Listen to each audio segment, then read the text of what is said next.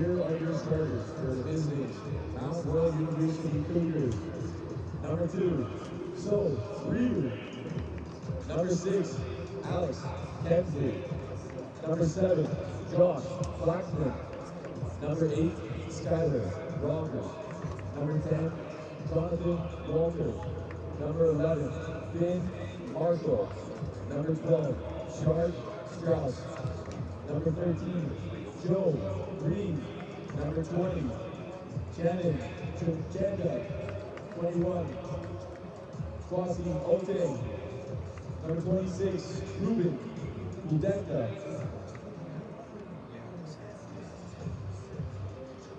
And head coach Ryan Jackie. Dinos fans, it's time. Here are your starting 11 for the University of Calgary Dinos. Number 1, Annie Shafi. Number 3, Elon Bondrich. Number 5, Joey Lenzik. Number 6, Solomon Aria. Number 9, Kimia Isanda. Number 10, Gianmarco Lenzik. Number 11, Evan Igolo Joshua. Number 12, Victor Houston. Number 18, Neil Omerenier. Number 20, Owen Anthem. Number 24, Spencer McCallum. And head coach, Ramon Nicholas.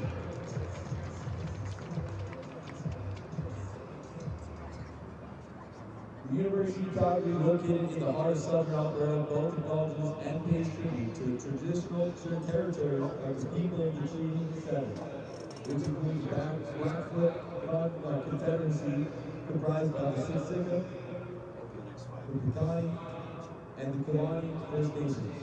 The Sassoon First Nations and the Stoney Dakota, including Chiniki, Bears Park, and Good Stoney First Nations.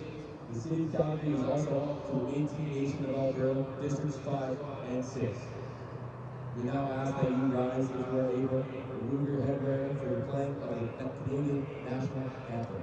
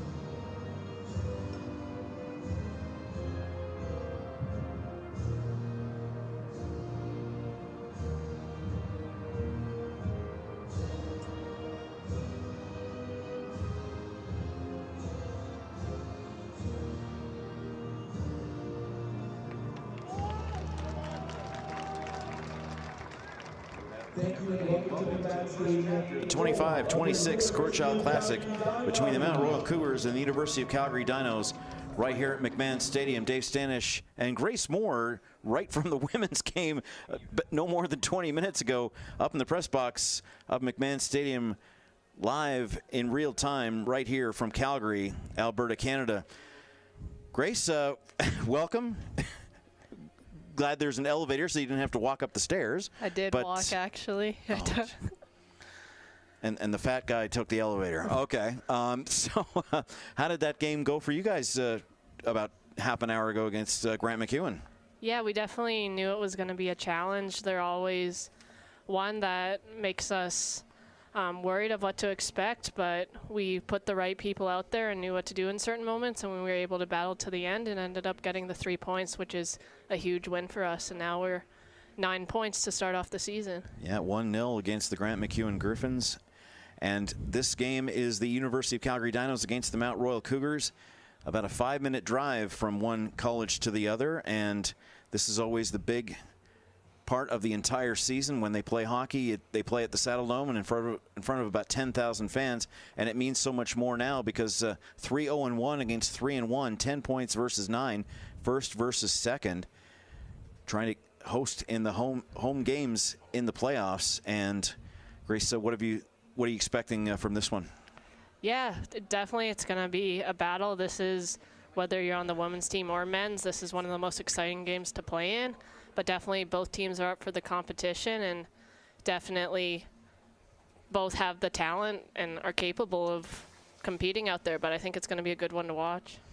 Owen Antonuck with 5 goals so far this season, including all 4 in the season opener 2 weeks ago against Grant MacEwan at the Shane West Holmes Soccer Dome, and we thank them for their hospitality a couple of weeks ago. Chenin Chanda, he has 3 so far this year, and Kwesi Otang has 2.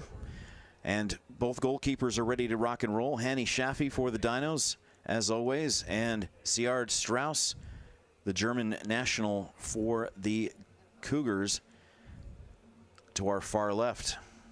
An excellent crowd has already shown up. You said you guys and the men's team were giving away flyers just around campus, trying to get fans out here tonight. So that definitely has helped a lot, and I'm sure a lot of Mount Royal fans are in the stands as well, on both sides here at McMahon Stadium. Mount Royal will begin. Cougars in white, Dinos in red, Strauss in green, Schaffe in black, the refs in blue, and as always, Grace and I in our pink taffeta tuxedos. Joe Green, rookie, with some time and space. Cougars wasting no time. The only difference between the two teams is the Dinos lost to the Alberta Golden Bears, and the Cougars defeated them, but the Dinos defeated Lethbridge, and Mount Royal tied them. So it's 3-1 versus 3-0-1, first versus second, as you saw on Austin's terrific graphic. And we're ready to go. About 22, 23 degrees at kickoff time. Just the right temperature, or maybe a little bit too hot for you guys because there was that water break in that first match as well. Yeah, no, it's pretty manageable. There's a little bit of a breeze down there, so it's nice. But yeah, there's some flags by the Olympic rings that show that there is a bit of a breeze. Of course, now the permanent home of the men's and women's soccer teams, along with rugby and football. And the first foul didn't take very long. If you're with us live, and we hope you are, click on the live stats link off of CanadaWest.org and follow along. Jeff, the stats man, is right beside us. He'll keep being up to date, and the foul against Mount Royal is already on the board. So we'll tell you about the starting lineups after this free kick for the Dinos, going right to left.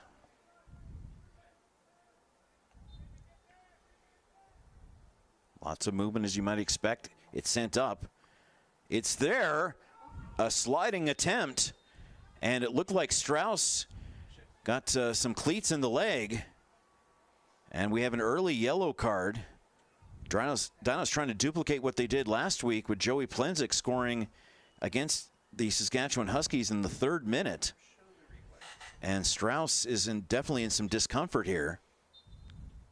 Let's take a look at the replay on the big screen here at McMahon Stadium, and that's the duplication of what you see on your feed. Again, just a little bit of a slide and purely accidental, but Strauss in major discomfort here just in the 3rd minute. yeah, it was certainly an accident from Joey Plenzik, but not a good look for Mount Royal as their keeper goes down in the first few minutes. Yeah, Plenzik already issued the yellow card, and again, if it worked the first time against Saskatchewan, give it a try this time. No, exactly, and that's what you're going to get out of Joey. He always goes in for those 50-50 battles, and he's not afraid to not step in. So that's why he's probably a huge part of this team for the Dinos. Owen Antonuck sent it in. Let's tell you about the starting lineups for UFC. Hanny Schaffe, number 1 in net. Milan Ponjevic, number 3. Joey Plenzik, number 5. Solomon Araya, number 6.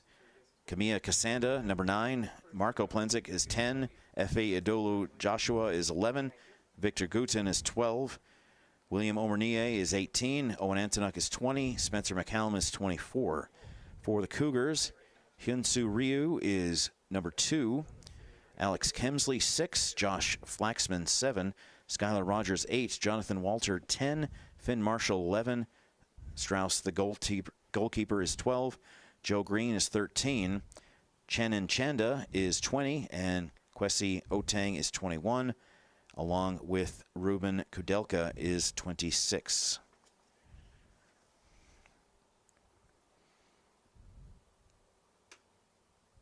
Dinos and Cougars were right on the field basically as soon as the final whistle went for you guys. They didn't want to waste a nanosecond of warm-up time. And the training staff has been working on and with Strauss, and we'll see if he remains in the game. Yeah, they're warming up their backup keeper here, but we'll see. Strauss is up now, so he might be able to carry on. Yeah, Bryce Benton. He looks to be okay, though. He's doing some sprints and shaking it off. Well, sometimes you just need that 30, yeah, exactly. 60 seconds, right? Yeah. And Plensic already having a yellow card on his record. Of course, takes 2 to get a red, but at the same time, you have to keep track of what you do during the season because you can get suspensions for too many yellow cards accumulated throughout the year. Terrific kick past 55 yards. But the Dinos get the first touch. That was the key to them against McEwen in that 4-1 win 2 weeks ago. And they had a lot of control against Alberta as well. That one fled through, still kept in, giving the Dinos a chance. Surrounding by white, it's there, and cleared away. And it barely stayed out of the sideline, but now the Cougars in white have a chance almost immediately here. Chanda sends it ahead. Nice flick of the kick, but doesn't quite work. Goal kick for Hani Shafi. Yeah, definitely the Dinos are going to have to be cautious of the Mount Royal's front line, as Quasi, Channon, and Finn Marshall are very speedy and tricky. And they transitioned from one end of the field to the other very, very quickly. Of course, Owen Antonuk doing a Brooke Batty and scoring 4 goals in the season opener and taking the lead immediately, but he's been well contained since. As I said, Joey Plensic scored the goal against Saskatchewan. Solomon Aria got 2, and Marco Plensic got 1 on the 2-game road trip sweep for the University of Calgary last weekend on the 31st and the 31st and the 2nd. And another yellow card, this time to Mount Royal, is we have a Dino player injured.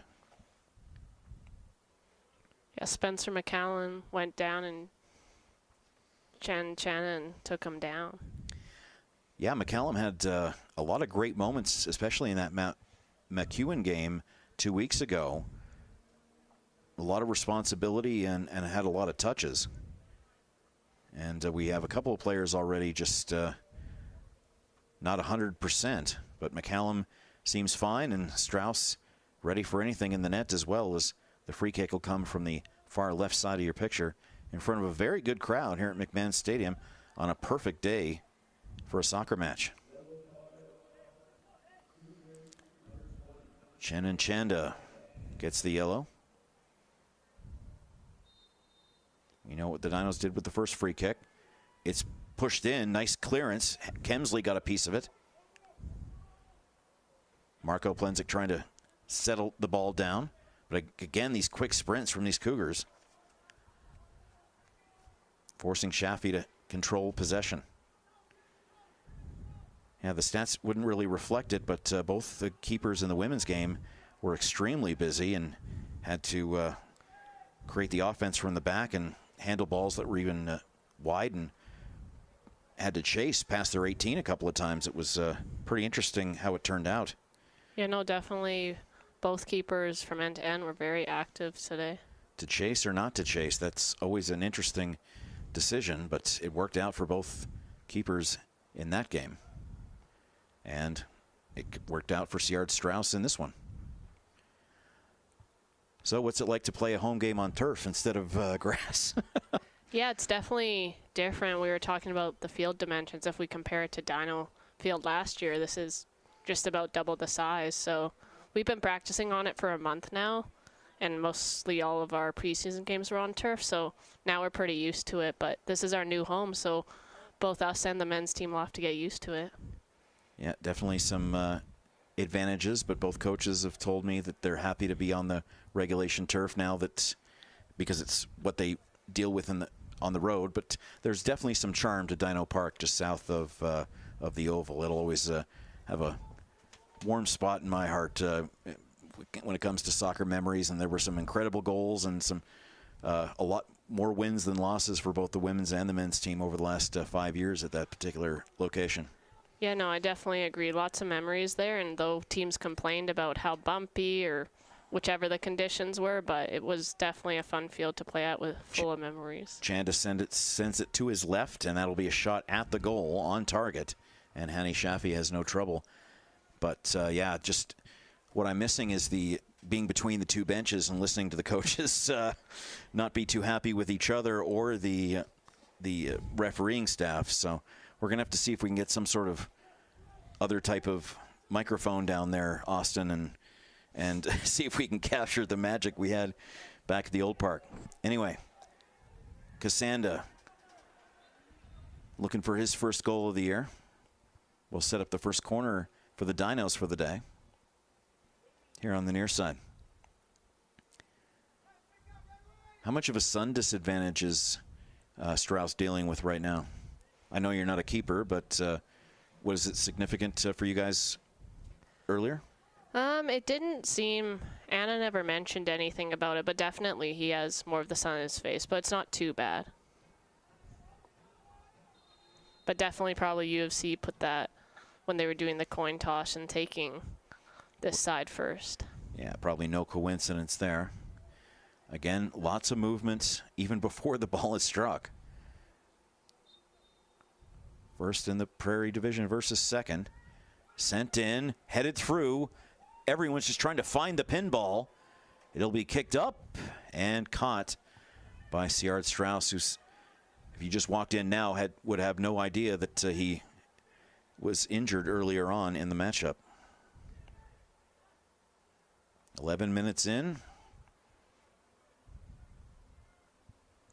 Block shot by Victor Goutin.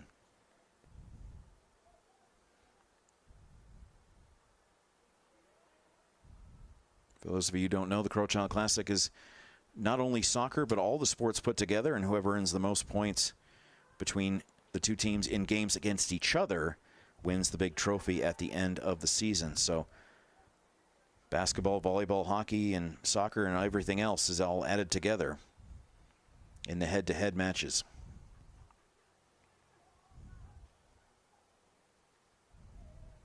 A terrific idea made up a few years ago, and it's been a tremendous success. There's some flashy work from Maria.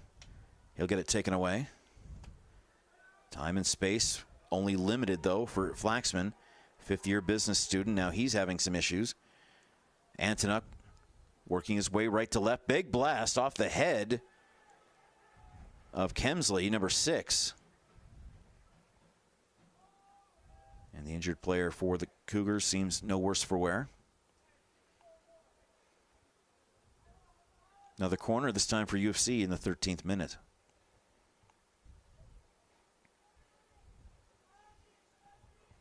One of a few games going on in Canada West today. We'll tell you about the games from last night and earlier today when we get a chance. Looks like it's Cassandra that's going to send it in. Sometimes I have to get to know you guys by the hairstyles rather than the numbers. Quick kick is there over everyone's heads. Big collisions. Another player down. Believe it's Josh Flaxman again. It is Flaxman, yeah, the fifth-year business student from the Rangers from League One.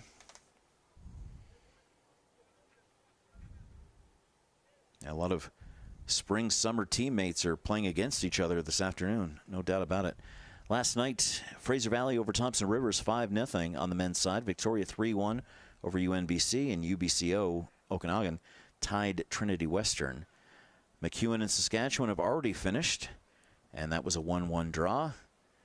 And other games are in progress. Lethbridge in Edmonton against U of A. Wide out. Kemsley got the first touch on it. And it'll be Dino possession. Perfect day to be outside. How was the first week of class? Pretty good. It was definitely have to get into the routine again. Yeah.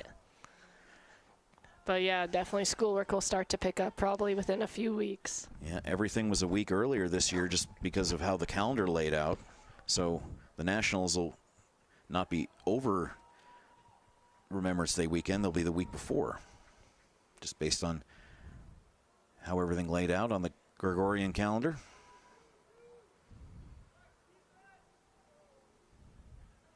So I'm sure warm-ups and preseason games started a week earlier than you guys would normally be used to. Yeah, I believe last year we started a week later, which felt weird. We always start in August, so this year it felt back to normal again, at least for me. Trying to feed Ponjevic, fourth year. Excuse me, that was Cassandra, number 9. And again, the injury time is going to build. We're going to play well past the 45-minute mark here in the first half. For sure, yeah. It seems about every few minutes someone's taking an injury to the field or a little knock. Henny Shaffey, 125 goals against average and only .643 save percentage. Strauss, .75 goals against and an .850 save percentage. Anything over 800 for soccer is fantastic. So the Dino soccer team men's side has not given up a lot of shots, but over 1/3 of the time, any shots that they give up have gone in. They've only surrendered 5 goals all season, but again, the limited shots. And that's something you can definitely notice on the tape. Terrific takeaway from Joey Plenzik. He's got to be a little bit careful. He doesn't want a red card and have his team down a man for 75 minutes.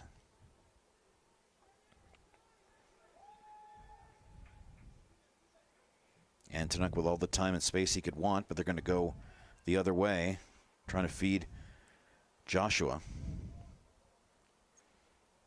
Second-year science student.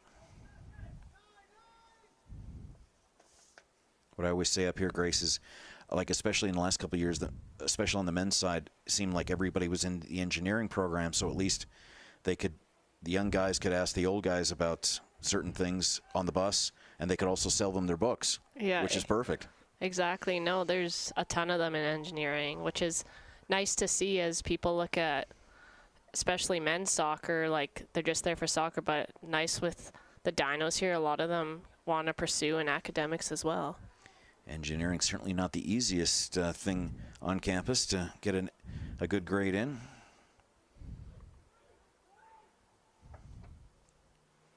To the very far side, trying to chase it down. And again, Spencer McCallum couldn't help but notice him in the first 2 games. And again, it seems no worse for wear for that collision earlier on. Lethbridge and Alberta are in progress. UBCO and Fraser Valley later tonight. Thompson Rivers and Trinity Western, and UNBC and Victoria. So the only team with the day off are the Thunderbirds, the defending national champions, both on the men's and women's side. Was it nice to get a win after unfortunately, those 2 losses in the playoffs last year kind of break that streak? Yeah, definitely. We for sure needed that. Those 2 games, I think, haunted us for a while, and I think getting the 3 points today will get us out of what some may call a curse on this field.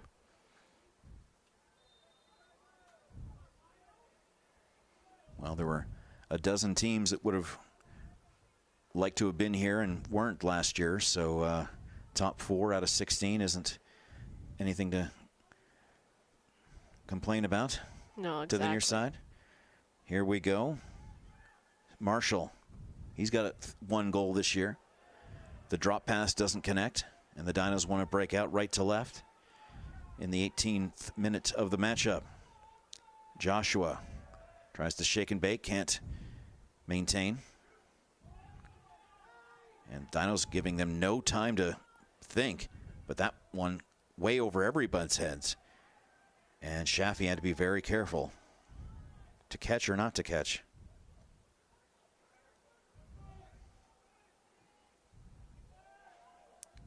Straight ahead, trying to avoid the offside.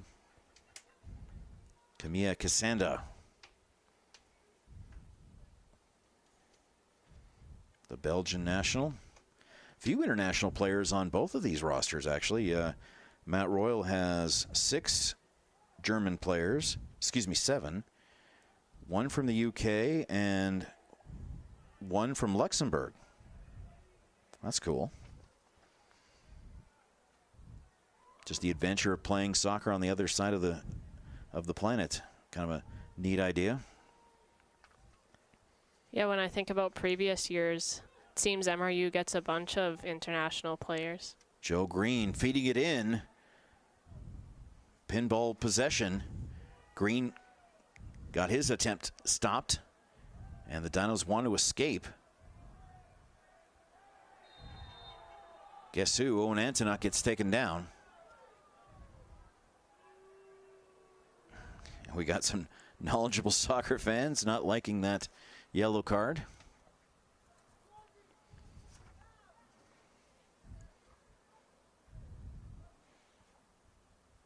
Yeah, no, the way the game has started, I feel like there'll be several yellow cards just like the women's game had.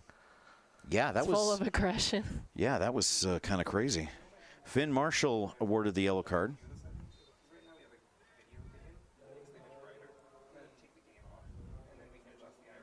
Again, spoiler-free archives. You're watching Canada West TV, presented by BioSteel.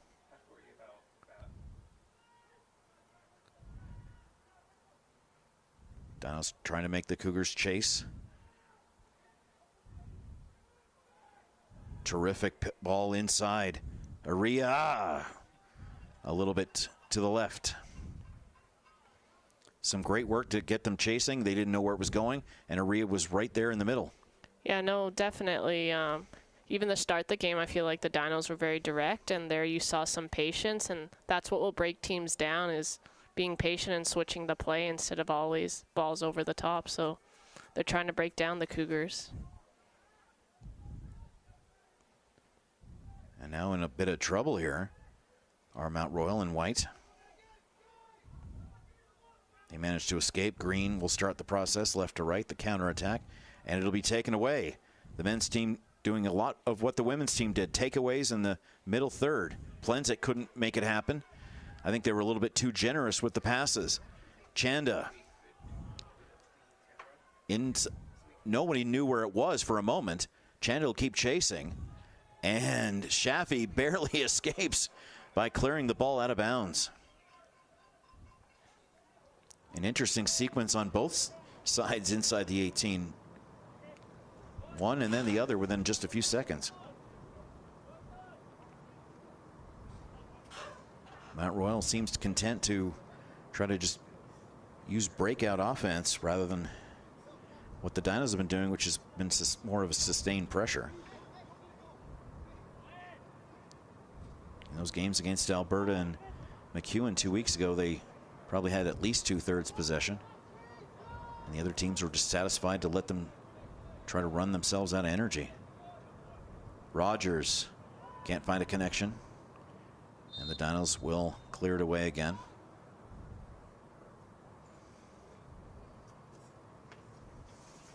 Yeah, I feel like the strategy for the Dinos here is just to be patient, and you can see that Mount Royal's strategy is just to kick and chase with the pace they got up front.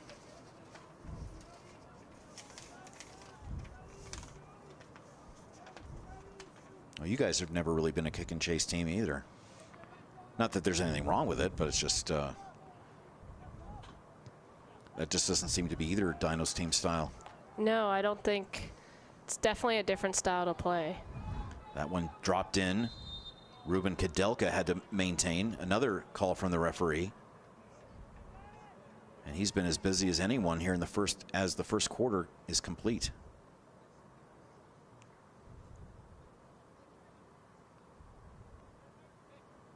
Yeah, a bit of a breeze down there, which is what make a huge difference. Giant blast, looking for Otang. And Shafi first to it.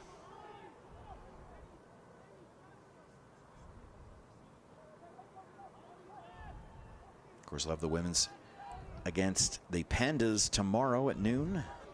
As part of this triple play of this weekend. Then everybody's either away or getting a break next week. And then from 2 weeks on, it's at least one home game for either team right until the end of the regular season.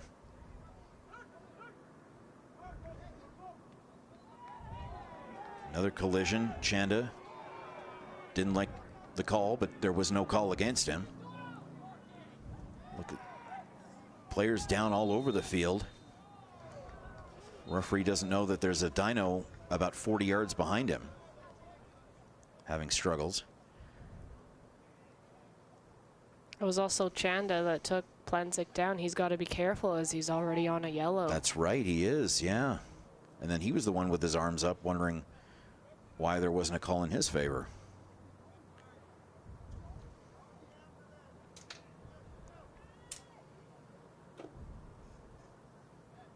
So would you say Mount Royal's the strongest rivals for the Dinos, or is that just sort of a made-up thing based on proximity only? No, I'd say that statement is pretty true, even when it comes down to the women's. That's one of the biggest games, as you get a lot of fans. As you said, it's only 5 minutes apart. But no, definitely for the men, I'd say Mount Royal is their rivalry.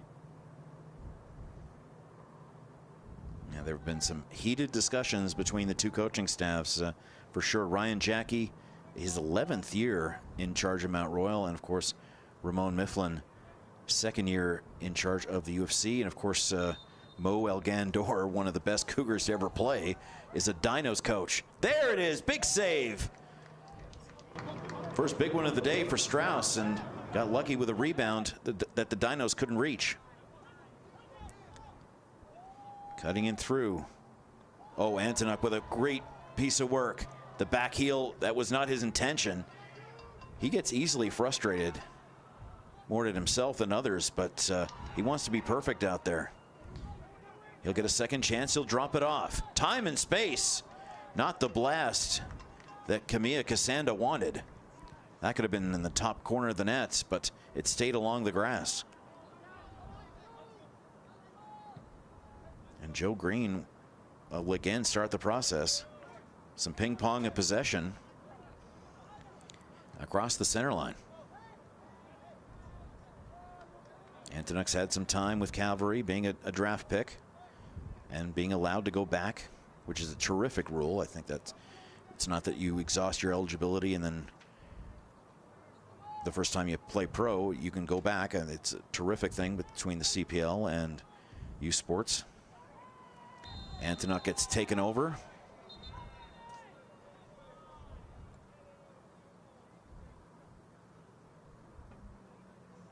And I'm sure the Northern Super League on the women's side will develop that way as well. Former Dino Talia White as part of the Wild, along with goalkeeper Sarah Dilling. Yeah, no, I'm sure they'll make, if any Dino steps in that atmosphere, I'm sure they'd be open, like Owen had the opportunity to. I'm sure that would be open for the women as well.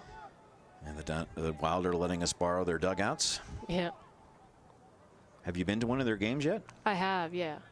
What was the atmosphere like for that? Because their season opener was like 6,000, I think. Yeah, I didn't get to go to the season opener, but it was definitely great atmosphere. Nice to see fans out there supporting women's soccer. Omernier to the near side to Marco Plenzik, who does keep it in. Terrific work from Marco. The cross headed up, headed away, and out of play. That was the thing with your guys' games. Sometimes it was like 30, 40 seconds, the ball never touched the grass. You guys have always been great with headers and creating travel down the field. Yeah, we definitely have some big ball winners on our team, which is super helpful. So we rely on especially like Sophia, she's a big ball winner for us. That's a big ball in, and the man goes down, and I think he was the one that touched it. Looked like Kemsley again. Those center backs been extremely busy, as they expect to be. And Kemsley right back up again. Canada West TV presented by BioSteel, right here at McMahon Stadium in Calgary. Both live and on demand as we're approaching the half hour. We know we'll definitely have time after the 45th for action to continue.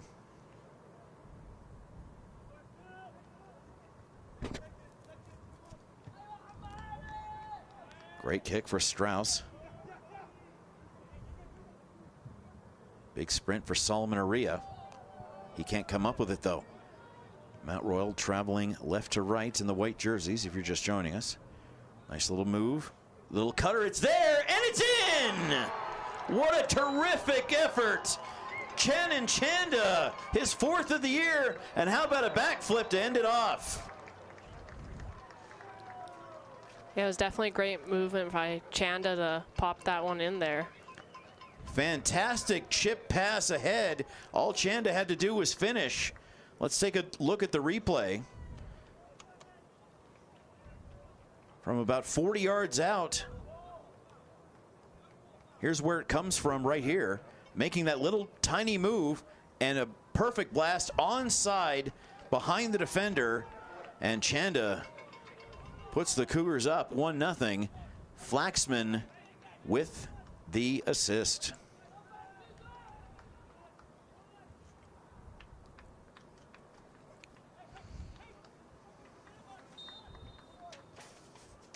Yeah, let's see if the Dinos have it in them to bounce back with 15 minutes remaining in the first half.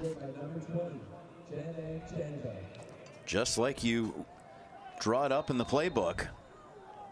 Flaxman just had to make that one little deke, and then it was his to chip ahead. And a fantastic finish. And that's what you'll get from Flaxman too.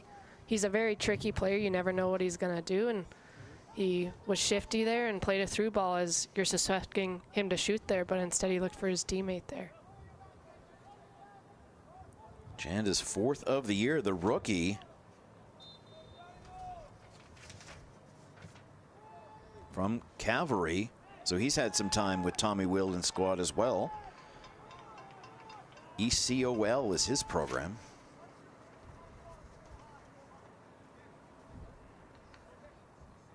And the Cougars will resume again with possession. Definitely more work, more space to work on for the subs behind the stadium, behind the goal lines. And again, wasting no time, Jonathan Walter, referee, had to get out of the way. Now it's the Cougars making the Dinos chase. Terrific through ball up ahead on this far side, right in front of this massive crowd we've got. Players had to be careful. It's there. Big save from Shaffy. Rebound wide left. Shaffy was prepared, and just all that action right in front. The Dinos didn't want to do anything silly, but it almost cost them in the end. Shaffy had to make a giant stop. And once again there we see Flaxman being shifty and playing the ball off to Channon. Yeah, terrific work from him, and the streak continues. I said the Dinos pretty much had the ball to themselves for the first 20 minutes. Omernier. And Antonuk. It's there again.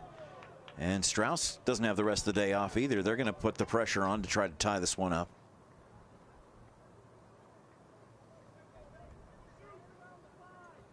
Past the half hour here. These games are never boring. There's always a lot of action going on. Receiving the ball, Kwesi Otang. Again, Dinos have to be very careful with what they do with their arms, just not pulling a jersey or anything like that to get a quick foul. Quick transition on the other side. Dinos looking to tie this game up. He'll make the move, crossing it through. And again, it's Ruben Kadelka, the other center back, deflecting it away. Yeah, you can tell Antonuk's hungry to get a goal here for the Dinos. He definitely wants to tie this up before the first half ends. Yeah, terrific individual effort there.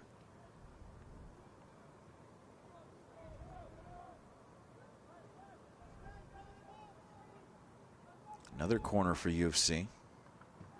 Blasted through, back heel. Terrific idea. It was executed very well. It's just that there were white jerseys standing in the way. And the Dinos forced to hand it back to Hanny Shaffey. And up ahead, onside. Strauss had to be careful as well. And Calgary has a throw in on the far end.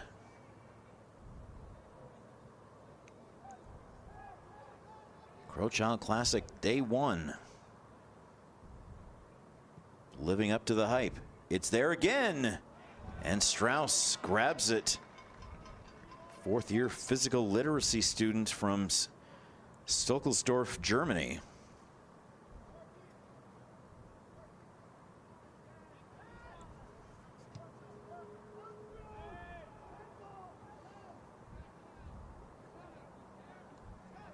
Definitely Strauss's distribution from his goal line has been impressive for the Cougars so far. Green and Marshall. Marshall makes a move.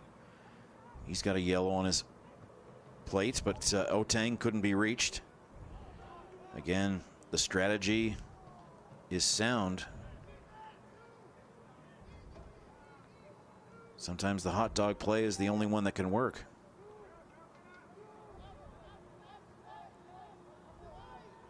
Both teams going full throttle here, not trying to conserve any energy. Cougars would love to get a 2-goal advantage.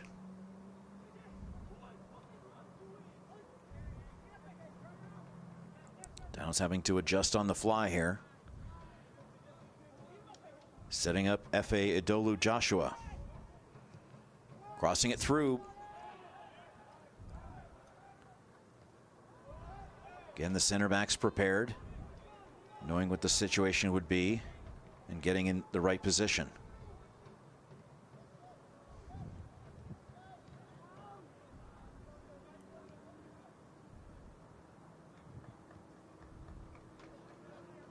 Onjevic.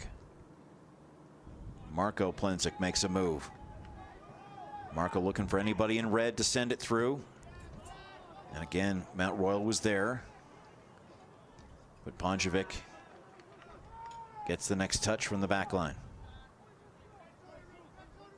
Yeah, we're still seeing the Dinos playing with patience, but I feel like they got to be a bit more direct right now with only 10 minutes remaining in the first half. Well, Mount Royal's certainly been able to anticipate, so you got to figure out a way to fool them with and give them something they're not expecting. But if it was that easy, soccer would be 98-97 instead of 1-0 most times. Whistle against the Cougars. Flaxman not too happy about it. This is his 5th and final year. He's the only 5 on the roster. So I believe they might be carding Joey Plensic again. The 26 Cougars men's Cougars might be the same as the 25 women's Dinos with only one 5th-year graduate. We'll get the word officially from Jeff here in a second. It's the one time I want to be downstairs so I can. You're right. It is absolutely Joey Plensic, his 2nd yellow and a red. And the Dinos did not need to be a man down by being a goal down, but that's exactly what the case is. Did you see the collision that sort of led to that? It was just Mount Royal player was going to receive the ball, and I believe Joey may have just tugged his jersey, but when you're on a yellow, you can't do any silly plays like that, as the ref's going to look to card you. So I think it's a very unfortunate foul that the ref caught, but definitely Joey's not happy about that.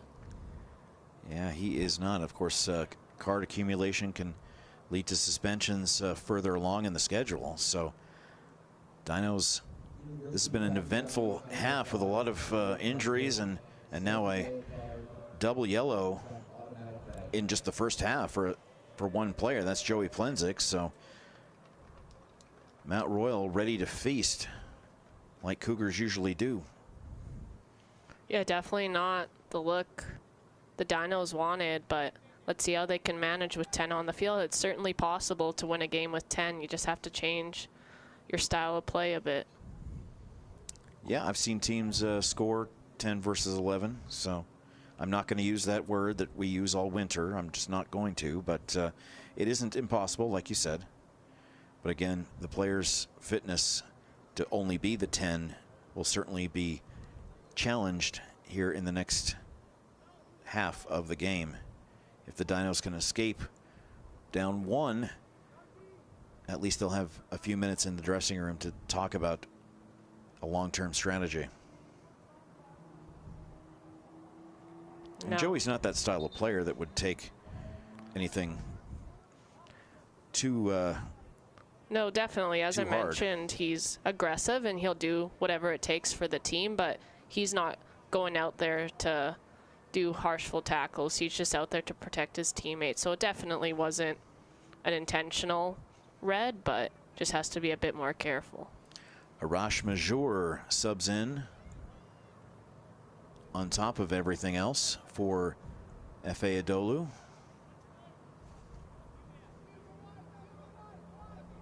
Mount Royal has 10 points this season. Calgary has 9.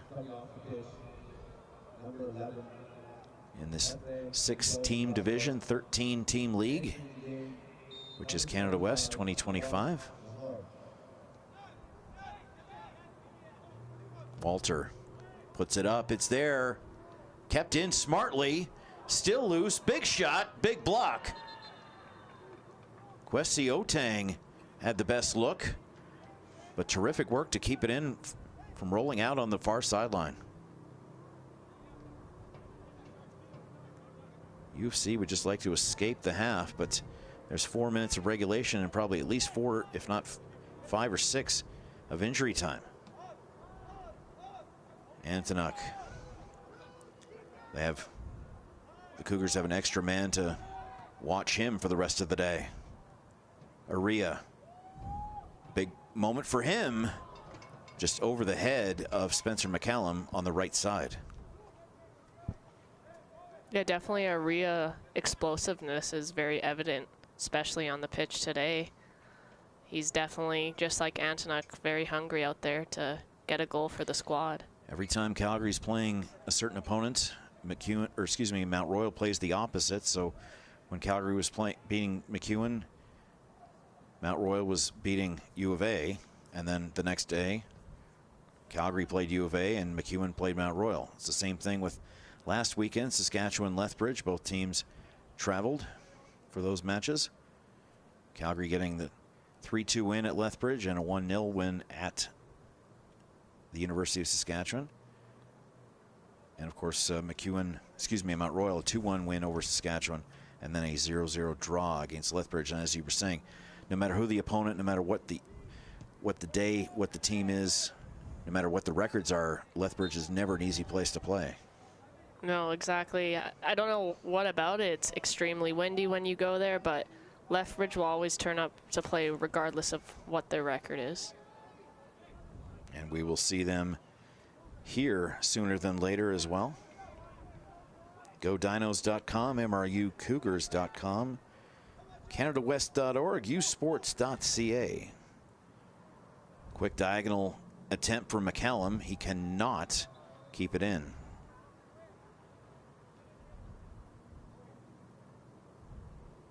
We'll tell you more about how these teams are ranked nationally in the second half and their most recent head-to-head records.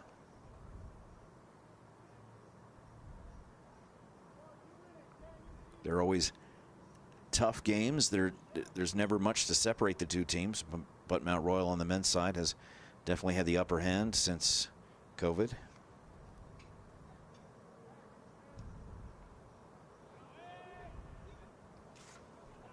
That one past the halfway line. Kingsley going in for something seemingly unnecessary when you're up a man, but aggressiveness most of the time works out, just not this time. Wanting that ball.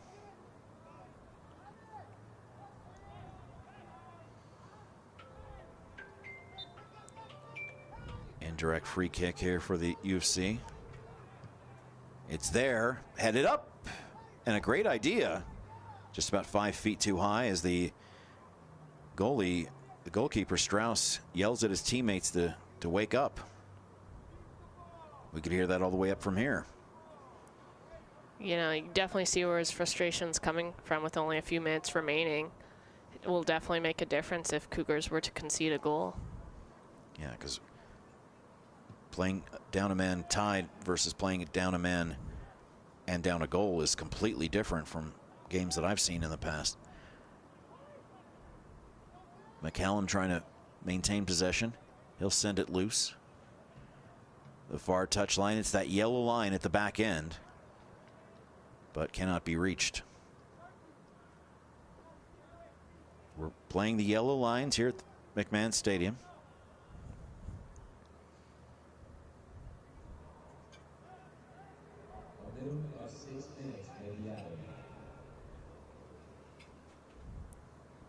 Minimum 6. Well, all those injuries and that goal celebration, I can understand it. Yeah, terrific effort from Mount Royal. And Chen Chenda, full marks for his 4th goal of the year. Bit of a high boot, but doesn't make any contact.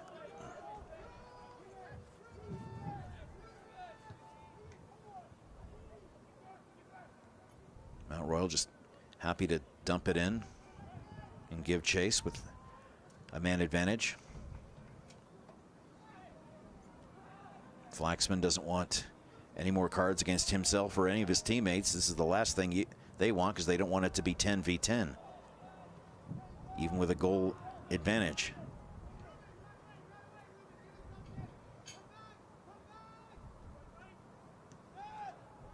Again, Mean Joe Green, he's been very, very busy. If you don't understand the reference, call your grandparents. They can tell you what it is. He's from Winnipeg. We say hello to everybody watching in Winnipeg today.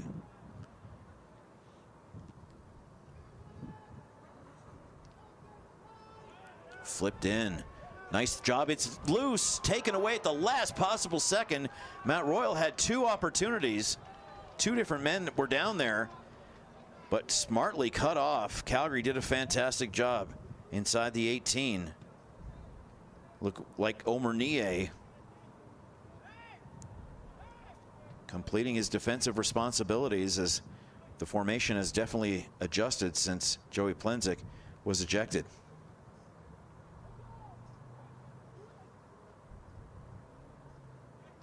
William also had some time with Cavalry.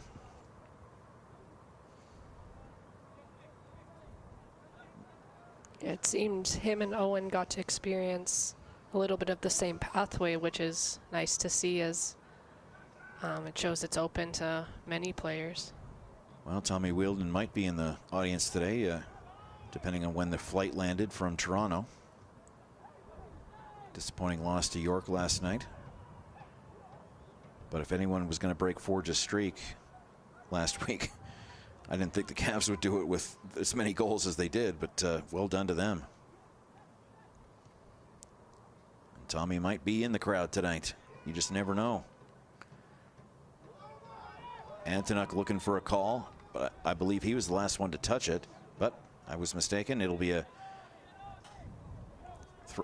a corner kick for U of C on the near left side. You gotta love these guys' intensity. They just never stop.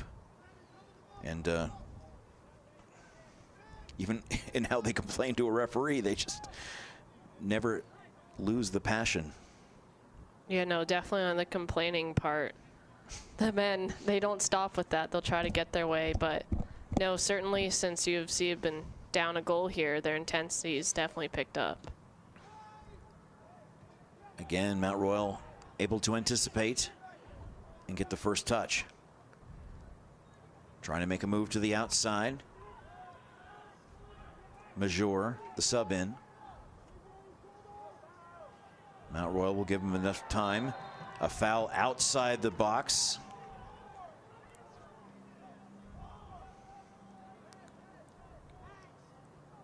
And you really have to know where you are because you don't want to make something happen inside.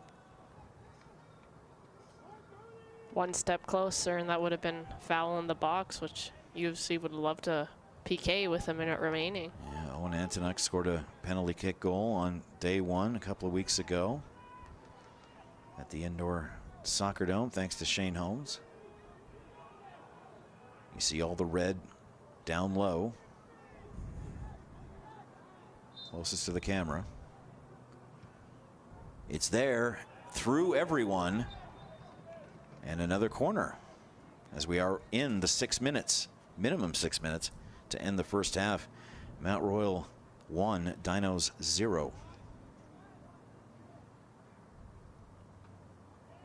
Third game of our triple dip will be tomorrow with the women hosting the Alberta Pandas at noon. A lot of big movement as well to the very far side. They were trying to get the foot of Cassandra, it looked like. But again, that extra man can make all the difference. And it will be a goal kick. Mount Royal will have a chance to get out of their own half of the field. What I find interesting about the Cougars, so far at least, they don't seem to play out of the back like the Dinos do. So definitely two different plays, styling plays.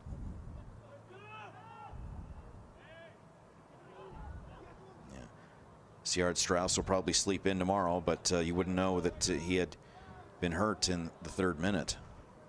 And of course, that was Plenzik. That was that first yellow card that he got. If he weren't with us, he was trying. The Dinos were trying to duplicate him specifically scoring in the 3rd minute, just like he did against Saskatchewan last Sunday. Just a little bit too aggressive.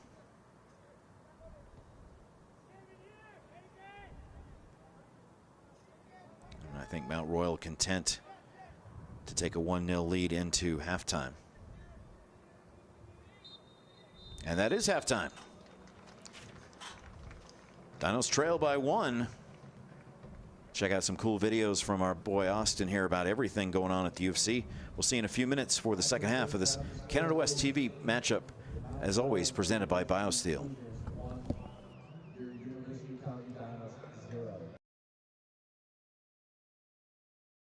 My name is Connor Haas. I'm currently a 4th-year exercise and health physiology student, and under the guidance of Dr. Mark Poulin, I served as the project manager for the FISU Healthy Campus project.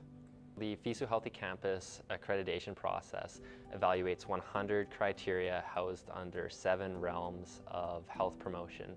So these are 7 areas in which the university can direct efforts to improve the well-being and mental health of students on campus.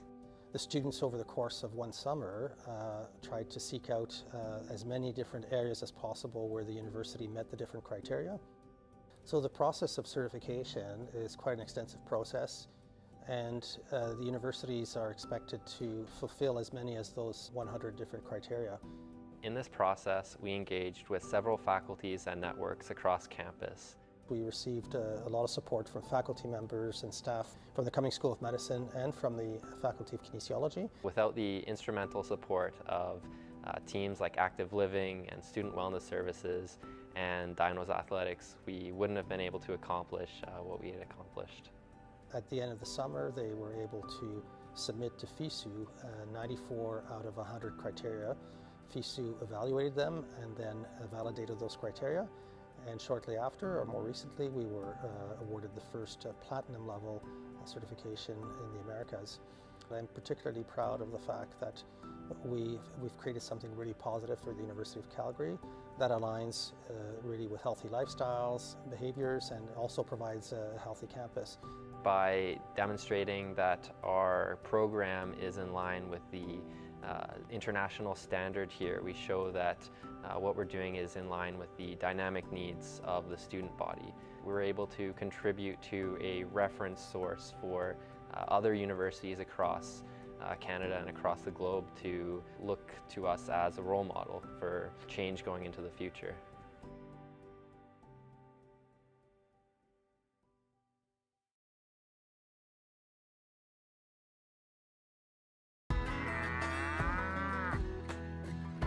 The relationship and collaboration between the university and the Calgary Stampede has been in place for a long time, actually. We've had classes down to the Calgary Stampede. We've had faculty members involved behind the scenes at the Stampede. I personally do a lot of research at this Calgary Stampede on the rodeo animals, and we have people doing research on chuck wagon animals as well. In the past, we've worked with the Stampede to address some of the issues that they're concerned about. It creates incredible opportunities, incredible new knowledge, so we can then inform policies around rodeo using scientific-based information. Partnerships really have an advantage to be able to leverage each other's strong points. The university, with its credibility and validation in the science, the training of the next generation of veterinarians and land science managers, we need to be able to bring them out here onto the land. We need to be able to go on to Stampede Park and really showcase to the public good things that they're doing as well. The booth at the Stampede makes a big difference in terms of the number of people that are able to come and find out about the university, find out about the vet school, and the types of programs that we offer. There's 1 million people that come onto our park every single year. And these are people that as industry, we don't get a chance to necessarily talk to. And so when we have strong partnerships between the university and ourselves, and we can show the agricultural technologies, there's the data collection, there's the science side, there's the animal health side, there's the environment side. Everybody is connected to agriculture, whether they can believe it or not, because everybody eats. The more partners that we can help showcase that to the public, the better. It allows us to think about agriculture differently. We have a lot of people that are involved in engineering that are interested in animal agriculture. We have people in the business school, we have people in policy. So there's an awful lot of other types of industries and careers associated with it. And by being here talking about it, we may be able to spark interest in those other careers as well.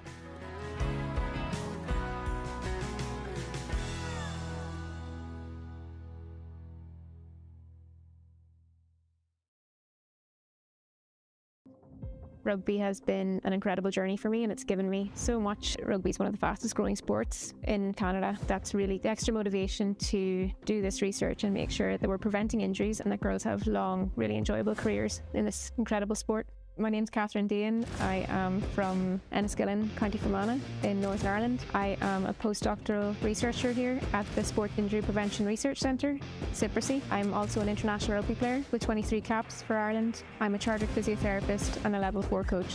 The Sport Injury Prevention Research Centre is one of 11 International Olympic Committee research centres and the only one in Canada, recognised globally for its high calibre of research in influencing practice and policy in numerous youth collision sports, both in Canada and all over the world. Tonight we're having a free tackle safety workshop at the Calgary Rugby Union. We have representatives from Rugby Canada to come down and help us deliver the tackle ready and contact confident resources, World Rugby's tackle safety resources. There will be players from minis to U18 and senior players. Tackling, it is a skill. It's a technique that requires technical proficiency. You have to be psychologically ready. You also need to be physically strong and robust, mitigating the forces that are coming against you.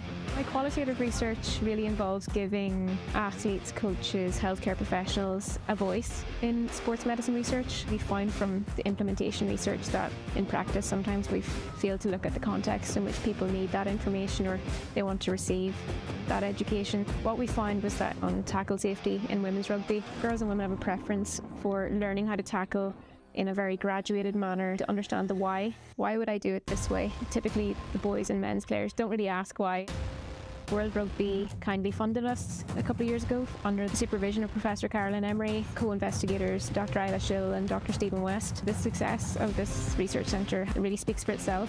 We have the capacity and we have the right people on the ground and the right manpower and expertise. Having those partnerships with the players, the coaches, healthcare professionals, youth advisory committees. We're just in a really fortunate position that we can definitely make a difference in the sport I love.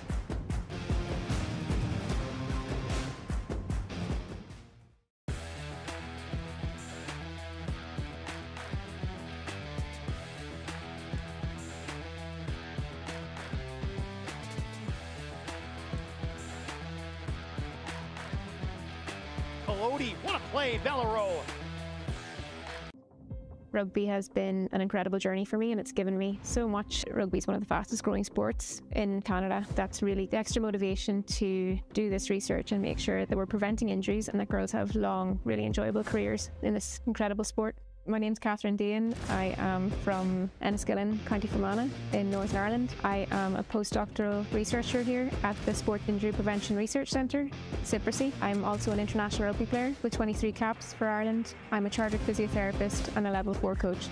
The Sport Injury Prevention Research Centre is one of 11 International Olympic Committee research centres and the only one in Canada, recognised globally for its high calibre of research and influencing practice and policy in numerous youth collision sports, both in Canada and all over the world. Tonight we're having a free tackle safety workshop at the Calgary Rugby Union. We have representatives from Rugby Canada to come down and help us deliver the tackle ready and contact confident resources, World Rugby's tackle safety resources. There will be players from minis to U18 and senior players. Tackling, it is a skill. It's a technique that requires technical proficiency. You have to be psychologically ready. You also need to be physically strong and robust, mitigating the forces that are coming against you. My qualitative research really involves giving athletes, coaches, healthcare professionals a voice in sports medicine research. We find from the implementation research that in practice sometimes we fail to look at the context in which people need that information or they want to receive that education. What we found was that on tackle safety in women's rugby, girls and women have a preference for learning how to tackle in a very graduated manner, to understand the why. Why would I do it this way? Typically, the boys and men's players don't really ask why. World Rugby kindly funded us a couple of years ago under the supervision of Professor Carolyn Emery, co-investigators Dr. Isla Schill and Dr. Stephen West. The success of this research centre really speaks for itself. We have the capacity and we have the right people on the ground and the right manpower and expertise. Having those partnerships with the players, the coaches, healthcare professionals, youth advisory committees, we're just in a really fortunate position that we can definitely make a difference in the sport I love.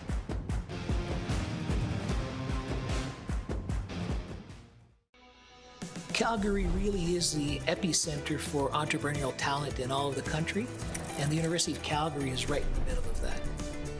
We're seeing that the complexity of the problems that we face every day require people with very different perspectives, very different experiences and expertise, and the way to do that is by having a space where those people can come together and work together, and there's really no better place to do that than the 4th floor here of the Hunter Student Commons. So the unique thing about the Hunter Hub for Entrepreneurial Thinking is that we have people from all walks of life who come to experience entrepreneurial activities, programs. It's where they come to test their ideas and change the world. Entrepreneurial thinking is what the Hub is all about. It's a mindset. To be an entrepreneur doesn't mean you have to start your own business. Because it's not just a business thought. It's an extension of creativity, and everybody can be creative.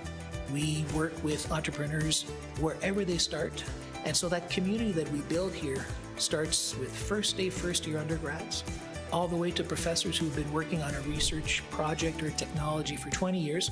They come here to really develop or create their own journey. A lot of what we do here at the Hunter Hub is about equipping students, giving them a different approach, a different mindset, a different perspective on how to tackle problems, challenges. So social enterprises, social innovation, and community leadership are all part of the programs and the activities and the supports we have. But the collaboration that happens outside of the programs is just as magical. The space, not only is it the largest contiguous space dedicated to student, professor, and researcher entrepreneurship in the country, it's also filled with people who have a tremendous sense of belonging, a tremendous sense of camaraderie. They come here because they are surrounded by like-minded people in a safe space, and they're able to share their success stories, their failures, their pivots. They form teams, they form businesses, and really build deep connections and networks that work together in a way that you would not necessarily be able to if you were in a faculty or a school. Transdisciplinarity is a fundamental core value for the University of Calgary, and it is so because that's how we're able to tackle problems. And so what excites me the most is the art of the possible. There is so much we can do around entrepreneurial thinking and entrepreneurship here at the University of Calgary and here in the city of Calgary that really it is limitless.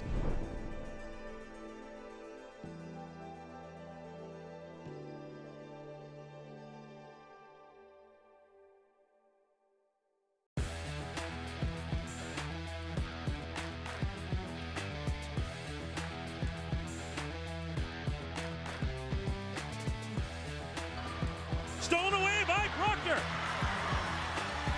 10 seconds to go. Cone, mid-range jumper. Well, Miriam Cone, have yourself a night right in the eye of Gage Grassick when the Dinos faithful erupts. What a big-time bucket. She said this summer she has been working on that mid-range game and able to get it to go right there. And the Huskies are looking at 0-2 start.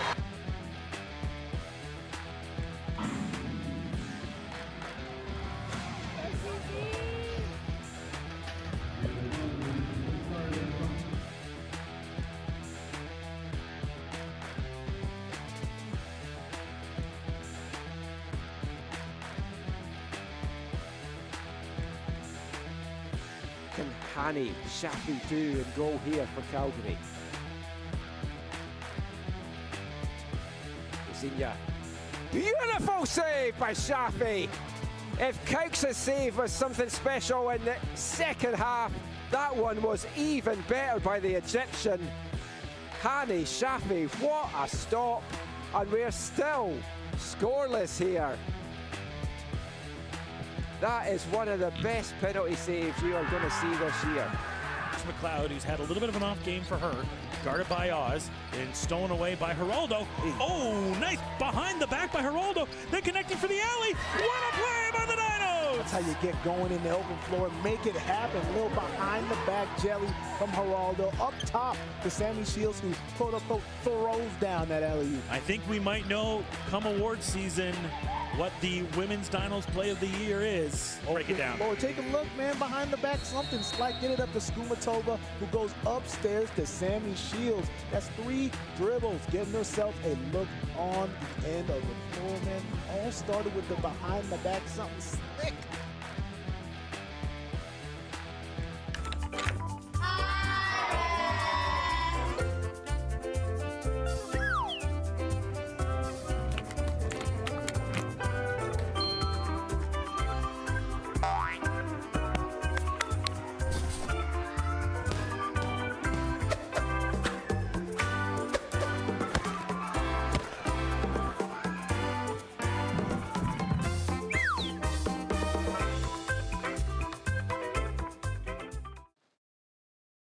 Welcome back. Dave Stanish and Grace Moore up in the booth with you as the halftime concludes. And we were talking before we signed on, Grace, that if you're a Mount Royal coach or player, you're not going to try to kill the clock, but you're just going to try to maintain possession and make them think about it. Yeah, no, for sure. As you said, we were talking. If I were the Cougars, I wouldn't change a thing they did. They applied tremendous amount of pressure and they generated plenty of opportunities. So take advantage of having a man up and keep going. But let's see how the Dinos bounce back and work with a man down here. I'm not seeing any subs for either team, so that means the Dinos still have 5 subs and Mount Royal has 6. I say it every game, but the fact that you guys can go out and back in again is just a brilliant idea. I love that. Yeah, there actually was one substitution. Aiden Azadi came in for McCallum there. Okay, and Mungolo came in for Otang. So Jeff just got that up on the big screen on the stats sheet. So again, if you're with us live, click on that live stats link and everything will update in real time. You don't have to keep hitting refresh. Everything updates immediately. So yeah, Aiden Azadi for Spencer McCallum and Buichu Mutangalo for Kwasi Oteng. And of course, those do not count towards the 6. How much of an advantage is that to be able to go out and then back in again? I think it's a great rule. Yeah, no, at half, the rule is unlimited amount of subs. The only thing is once you sub during the play, you only get 6 sub slips, so you got to be super cautious. If one player uses 2 of them, then takes another player away. But sorry, but just the idea as a player to be able to come out and then watch from the dugout and then to go back in again. I love that rule too. Yeah, no, definitely. It's coming off for a little bit, saving your legs, and then going back in and being a game changer. That's for sure a big role to play. Mount Royal ranks 6th in the national rankings, updated every Tuesday on usports.ca using their math formula. Calgary ranked 13th in the national group. Mount Royal, of course, the Canada West finalists, losing to UBC 1-0 in the championship game. Nice slide, but Mount Royal still with time to work with. Hyunsu Ryu crossing through, and at that point Shafi just has to hope it didn't go in, and that time it didn't.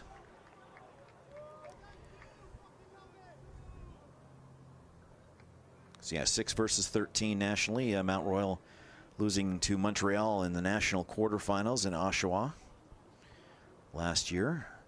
Men's nationals will be at the U of T, University of Toronto, this fall, just before Remembrance Day. And of course the women's will be in Hamilton at McMaster. Both teams were 7-2-5 last season. Alberta won the pennant at 10-1-3, but have struggled to start the 2025 season on the men's side. But with a huge win over Calgary, 2-1 2 weeks ago. But were defeated by these Cougars 3-1 on the opening day.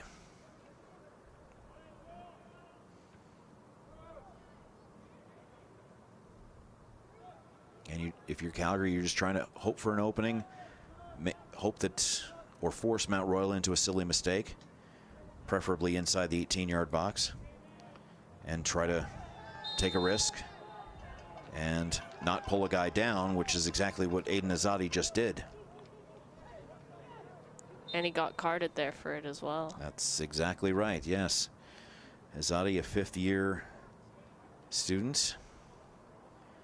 A few 5s on this men's roster, along with quite a few 5s on the women's roster. It'll be quite a different year in 2026 for both teams, but we're just starting 25, so we'll talk about that in August. 1st versus 2nd in the division. The division pennant winners get to host the quarterfinals and the semifinals. So these two teams currently in the lead for that ability. Of course, UBC, the defending champions.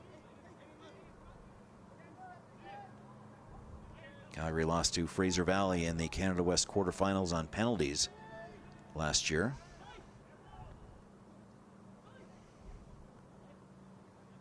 Dinos have not defeated Mount Royal in the regular season since before COVID. A couple of draws last year, a couple of really exciting games. They beat them 3-0, but that was in preseason. And the only other time they've defeated them was in Vancouver during the 2022 Canada West playoffs. But other than that, it's basically been all Cougars since the COVID resumption in 2021.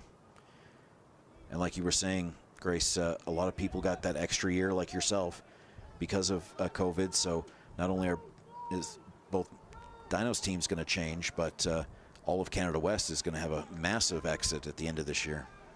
Yeah, definitely in both men's and women's, you're going to see a big change, lots of rebuilding for a lot of universities.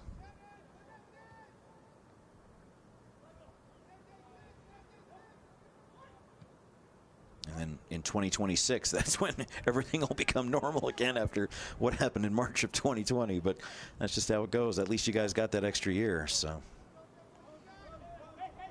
and a shout out to Rachel Barlow, who's completing her master's. So hopefully she might be in the stadium today, but I'm sure she's pretty busy. with other things. Played League One this year, so as a lot of these players did, and I imagine that's a huge advantage. You guys aren't coming in cold for university season because you all played League One for a couple of months prior. Yeah, no, exactly. I think a core of men here played all together, like a lot of Rangers and a lot on Blizzards, so they had that connection all summer to head into season. Terrific through ball intended for Antonuk. Didn't quite reach him.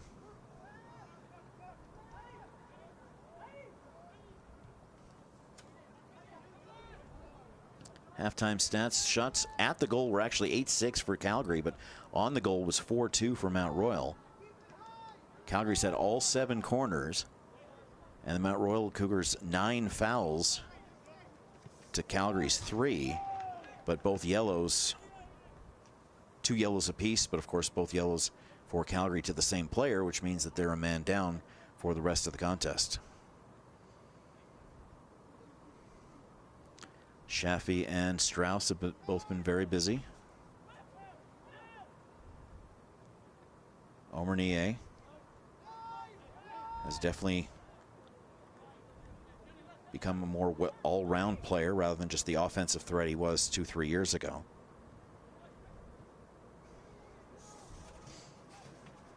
I'm sure if Tommy Wheeldon wants to bring him back, he would be pleased to see that.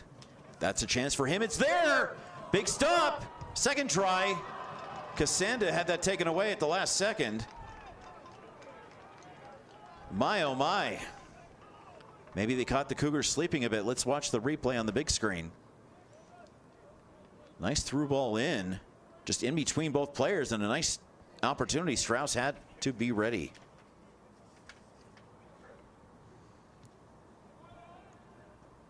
You know, you're going to see the Dinos want to generate plenty of those opportunities because this Dino squad isn't a squad that's going to give up. They're going to go till that 90th minute. Yeah, if you're going to give up a man down, you would have never been invited to be on this team to begin with.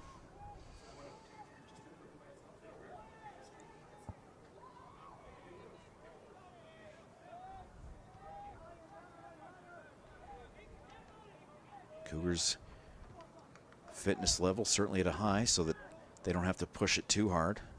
If it was 0-0 with a man up, it'd be a different story and strategy, but another yellow to number 10, Jonathan Walter.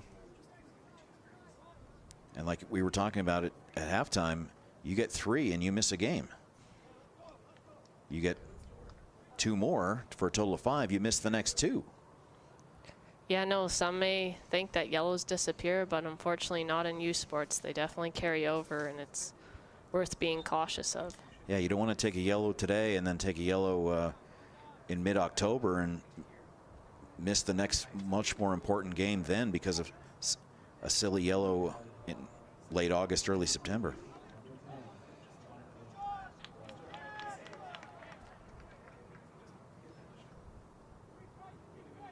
Good thing about the Canada West website, you can track yellow cards to follow your favorite player just to see what the numbers are like.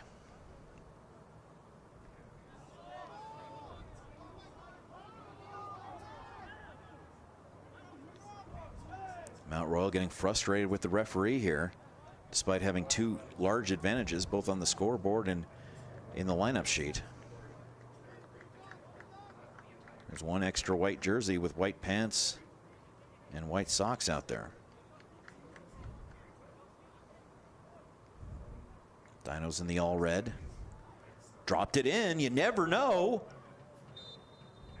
And Strauss has been busier than he may have expected. The first 10 minutes of this half.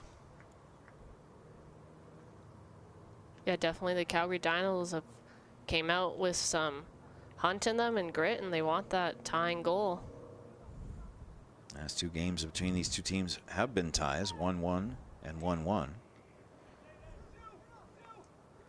Hunsiu Ryu, 4th-year business student. It's taken down. Now the Cougars on offense. Boiju Mutungolo. along with Chen and Chanda, the goal scorer. Ref says play on. Hits the outside of the netting.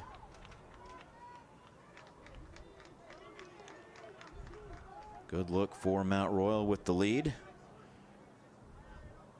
With the outside netting means goal kick. Unless they went a lot faster than the referee was expecting, which may have been the case.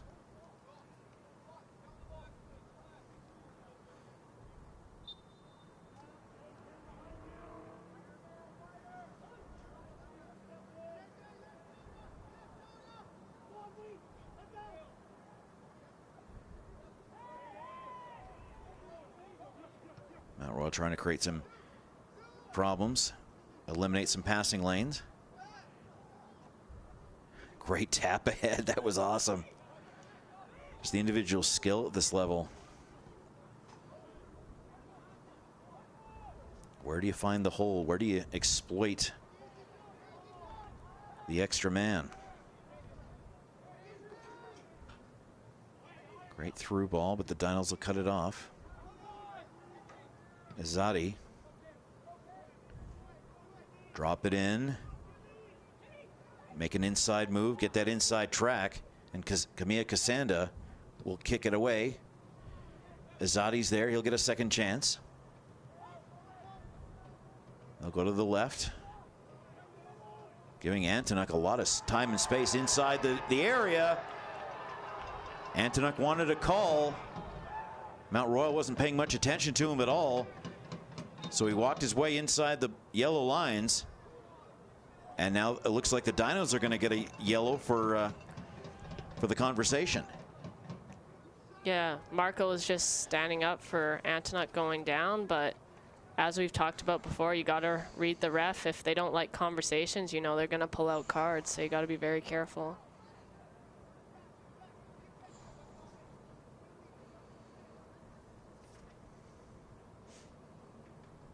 That being said, though, we don't know what was said, so. Yeah, that's true. Well, the referee is going to have to definitely be convinced of a bad foul inside the box before he's going to give a penalty kick to a team that's down a goal and down a man. He's not just going to give it away to anybody who gets knocked down inside the area.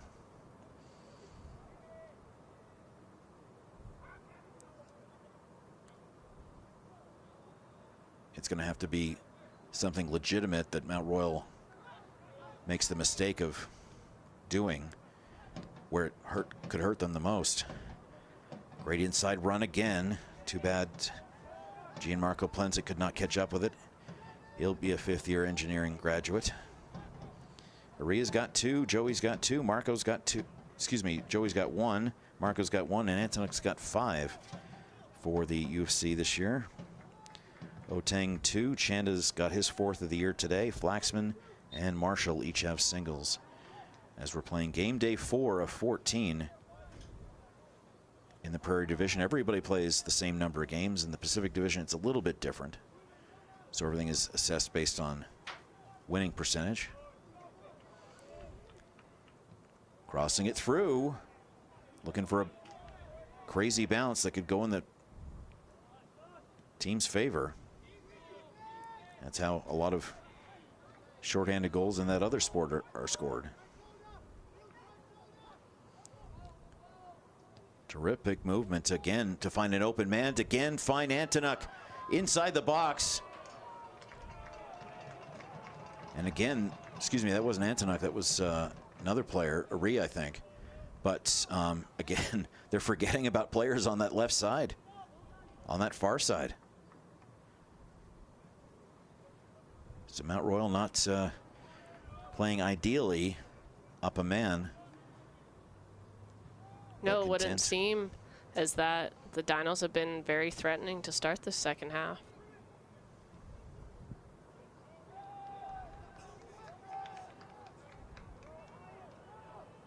Maybe Mount Royal is hoping that the Dinos will rope-a-dope themselves into exhaustion. This is Antonuk for sure. Inside.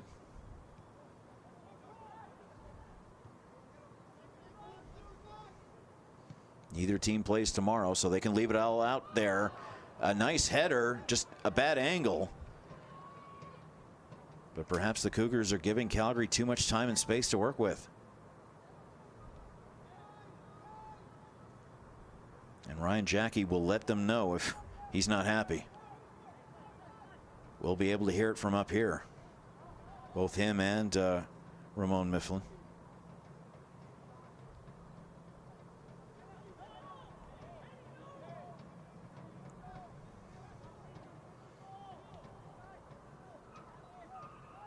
Past the hour.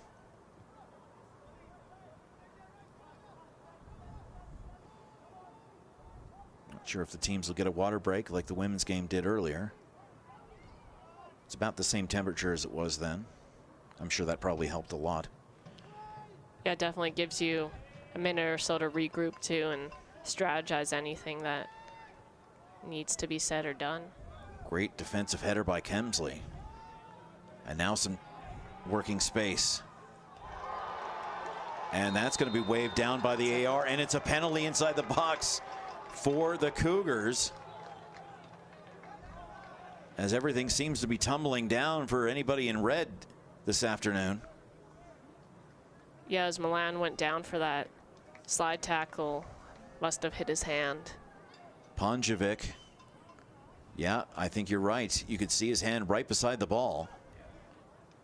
The AR was waving his flag. And it looks like Chanda's going to take it for the Cougars as well.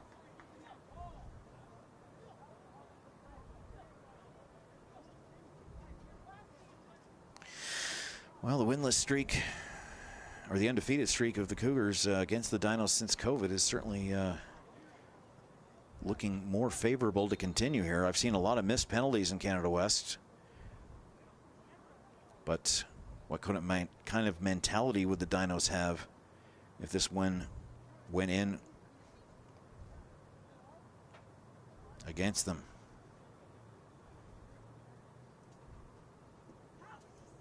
And just an unfortunate hand as you're sliding on the turf. Yeah, very unfortunate, but definitely Shaffy's been put in this situation before, and he saved many PKs for the Dinos, so let's see if he's able to do that again. Him and Shander definitely saying something to each other.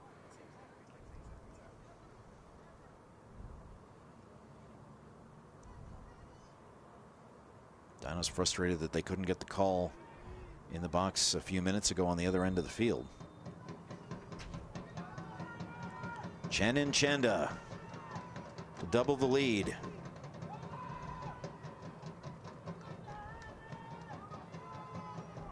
Look at the move. In. Chanda. Shaffy guessed correctly, but just about a quarter second too late. And Chanda with a terrific approach, going lower right and doubling the advantage. Yeah, just one more. If Shaffy had one more step, I'm sure he would have got a hand on that, but got to give it to him for at least guessing the right way.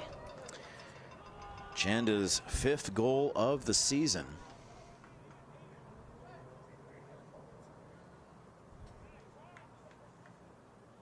McEwen and Saskatchewan have tied 1-1. That was played before we even started. And Alberta leading Lethbridge 1-0 right now, as the standings board will certainly look a lot different at the end of today, as all 6 teams from the Prairie Division are in action.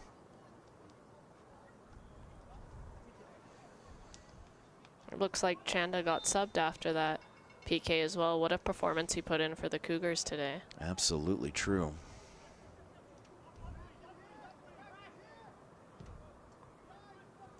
Cougars substitution coming off the pitch, number 20, Nene Chanda. You're right, Chanda was subbed out. There's the sliding tackle with the hands as far away from the ball as you can get. And Mount Royal content just to save a few extra seconds and take the throw in.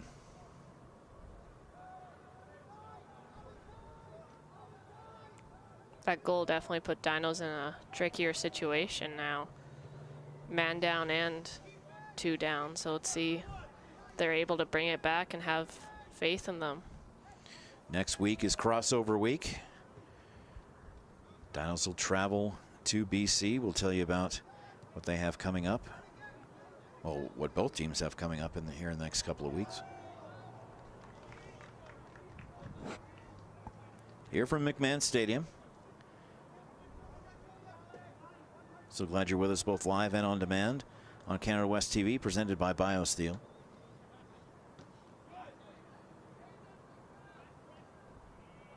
Good battle for Zarate. Excuse me, for Major, 25. Cross ahead for Flaxman. He's in there with Finn Marshall.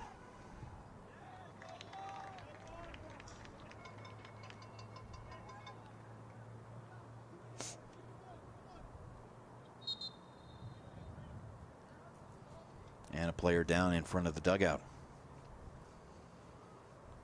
Yeah, if you look at the Dinos back line right now, they all look exhausted due to being a man down, but they're giving it all they got. But coaches might have to look at putting in some substitutions to get some fresh legs out there. Yeah, these two teams have tomorrow off while the rest of the Prairie Division are in action. Lethbridge and MacEwan, Saskatchewan and Alberta. Calgary will go to UBCO in Kelowna on Friday the 12th. And Thompson Rivers on Saturday the 13th. Mount Royal will travel to Trinity Western on Friday the 12th and travel to Fraser Valley on Saturday the 13th. And of course you can follow everything going on CanadaWest.tv.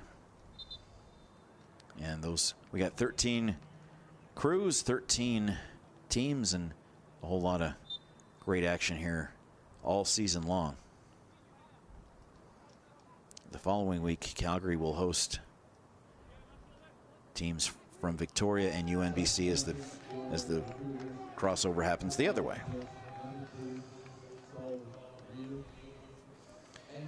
Halfway through the half, Alexander Cameron in for Sue Ryu. Maximo Nero in for Chanda for Mount Royal.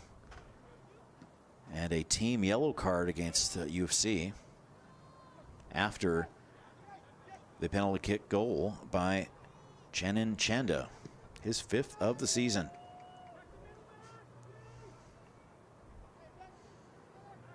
Oh, what that ambient mic could tell us. But we're having fun up here too. Antonuk, no luck for him. Dinos have not been shut out this year. They got a goal in every game so far. Mount Royal failed to score last week, but they also didn't give one up last week either against the Pronghorns in Lethbridge. As Boiju Mutangolo gets taken down.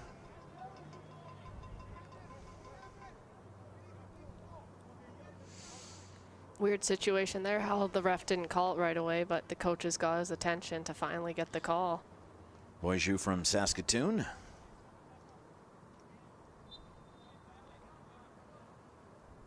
Near the 70th minute here. I'm sure we'll have as much extra time in the second half as we did in the first. Nice interception from Azadi, but Mount Royal maintains. Good block from Skylar Rogers. A little back and forth inside the area. And it'll be a corner kick for Mount Royal in the white jerseys on the far left side of your picture.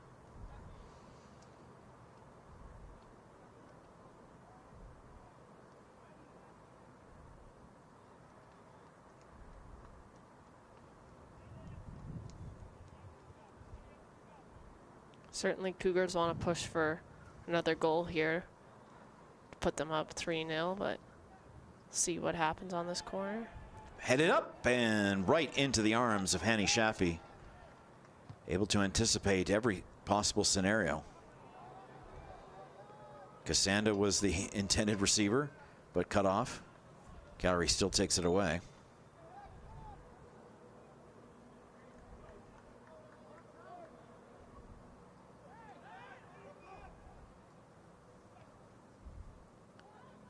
Making some moves. Antonuk makes another move. Blocked in front. Two Dinos both decided they wanted it and both decided they didn't want it. So it gave Mount Royal a chance to clear.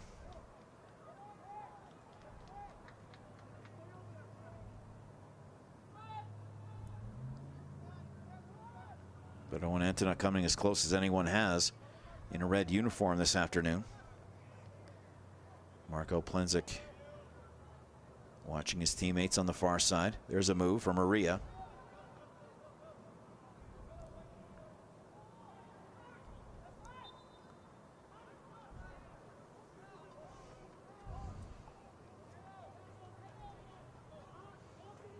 Dinos won in Saskatoon last week, but were outshot 13-6.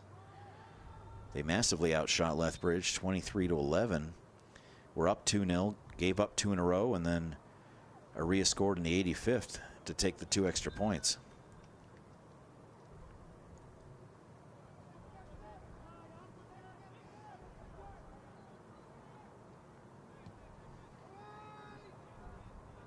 Aiming for Major. No luck there. Yeah, definitely those 6 points on the road for the Dinos last week was crucial for them. Absolutely, yeah. That could make all the difference near Halloween when we're totaling everything up. Yeah, I remember our game was after them in Saskatchewan there, and to the dying minutes there, Sask had an opportunity on, but Chaffee was able to shut it down. But I can't imagine if that went in, that would have been definitely a change in points and everything. Cassanda, given time and space, advances about 30 yards and will not be able to get the corner as he was the last one to touch it. So it'll be a goal kick for Sayard Strauss going right to left. Past 73 minutes.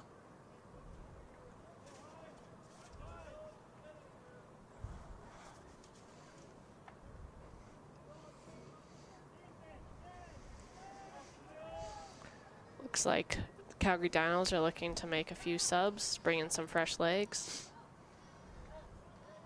Yeah, definitely only a 1-game weekend, so you might as well get everybody as much as you can into the game.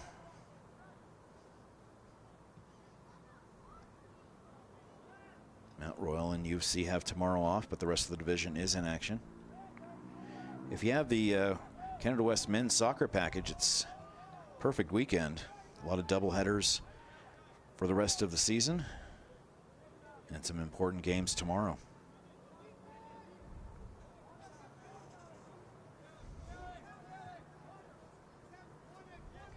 Of course, BioSteel presenting Canada West TV this year.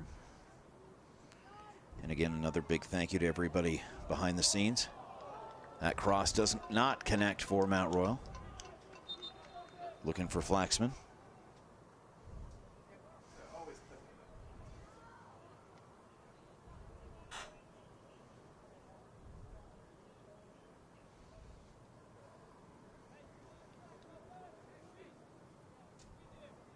And here come the subs.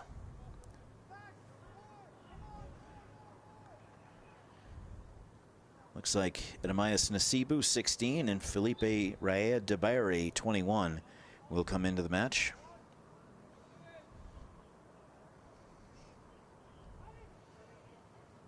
Well, let's see if these fresh legs can make a difference for the Calgary Dinos, as there's only 15 minutes remaining in this match. Aria and Omernie are subbed out.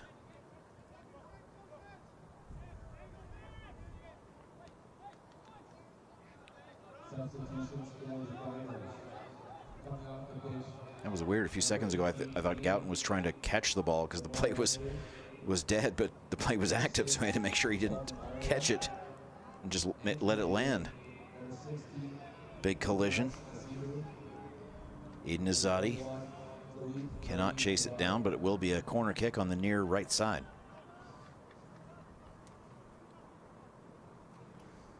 Good effort by Azadi there to get a corner out of it. He chased it down, and this could be a scoring opportunity. Everybody about 15 yards wide of the goal line. But again, there's never not movement before a corner kick, especially on the men's side. Lots of movement, trying to sneak it in near the post. Mount Royal read that very well. And Calgary forced to drop back all the way to their keeper, Hani Shafi, second-year engineering student from Egypt. Calgary Blizzard, his most common club, his club team, and looks like about 75% of the Dinos played for the Blizzard most recently in League One.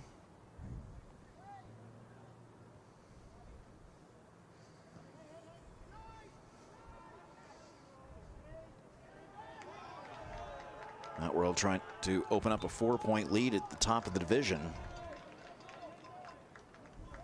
barring other results of other games.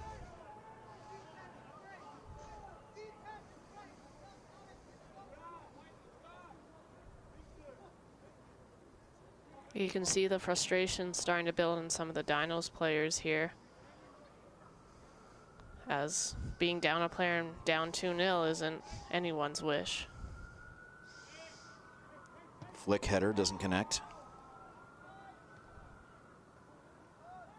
Marco Plenzik trying to get the ball away from his net. There's a sliding tackle.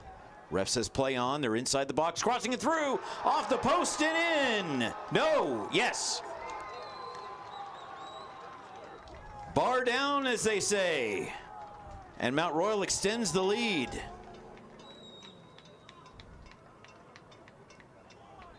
Another terrific effort as we look at it on the replay. They kept going with a terrific pass. That's kind of where the extra man was hanging out. And inside position, nothing Shafi could do about it. Josh Flaxman. Another terrific pass from Finn Marshall. You'll see it right here. Flaxman got inside position on his man, and that was the end of that. Finn Marshall certainly taking the man advantage because there was no one else there to cover him. And terrific work from Flaxman. Give him 2 this season. Yeah, he'll now have a goal and an assist in this game, which, along with Chadden and Flaxman and Marshall, that top line, they've put on a great performance today. Tim Beckedahl, 25, will check in.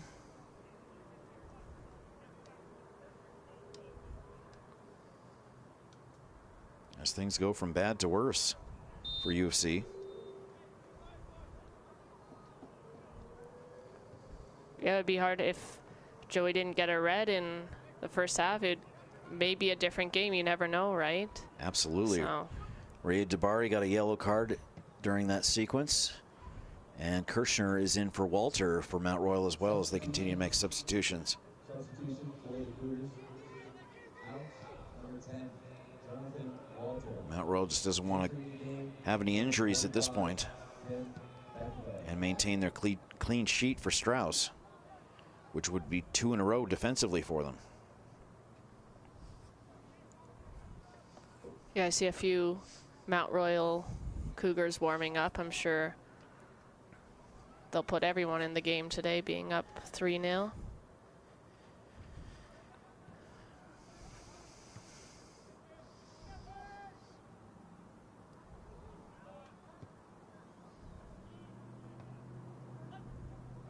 Lethbridge and Alberta tied going into extra time. Saskatchewan and McEwen tied as well earlier today. And those 4 teams will be in action tomorrow.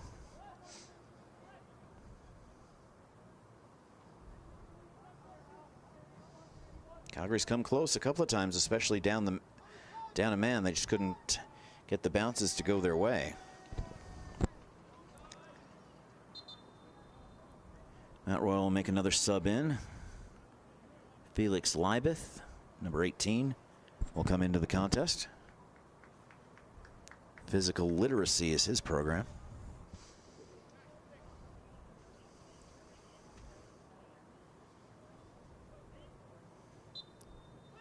Josh Flaxman will be the one coming out.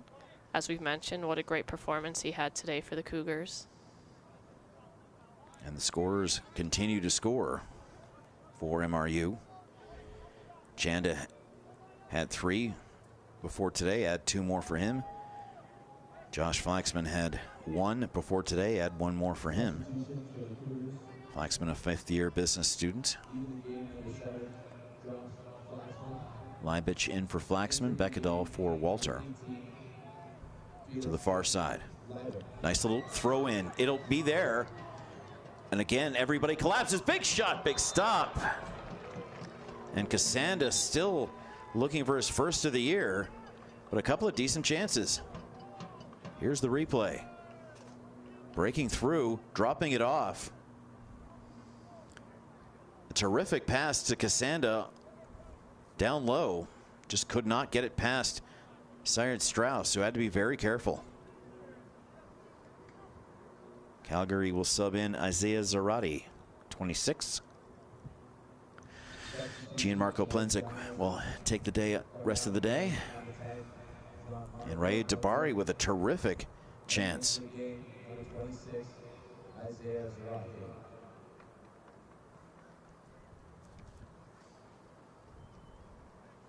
Good thing for Dabari to make good chance with his opportunity too. Coming off the bench, it shows he really cares and wants to generate something for the Dinos.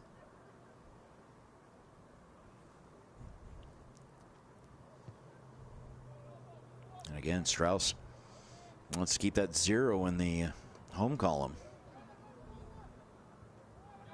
as we're past 82 minutes.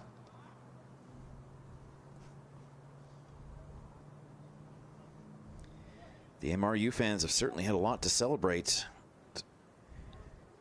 today, and they will host the rematch between these two teams later in the season.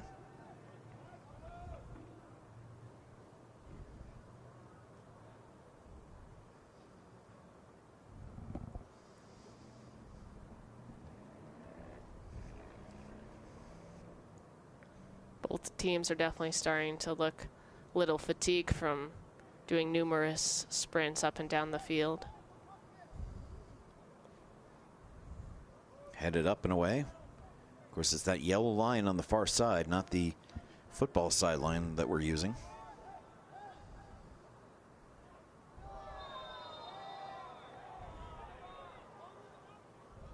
Fans on this side of the stadium as well. Didn't like that call very much because it went against their Cougars. Zarate. Major out there as well. This is Zarate. Liebeth trying to leave it all out on the field as he chases it down.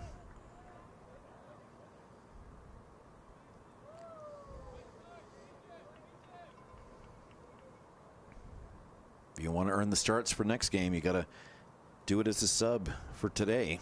Impress the coach. Exactly.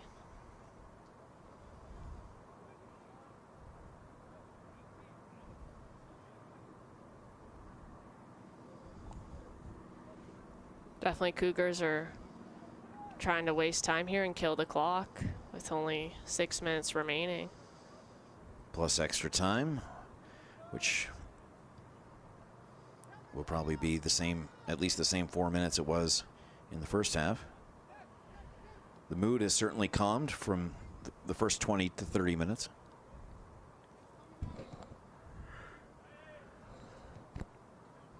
But that's the intensity of the rivalry coming back.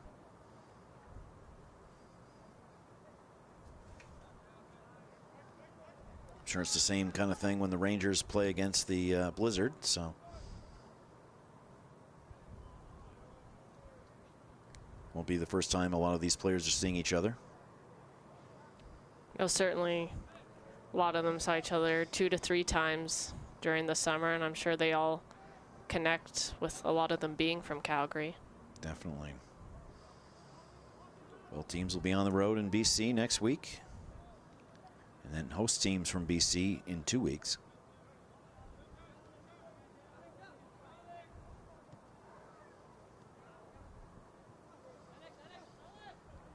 Alex Cameron, the rookie, open study student.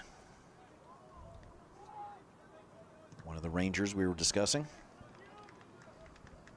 And a goal kick for Hanny Shaffey.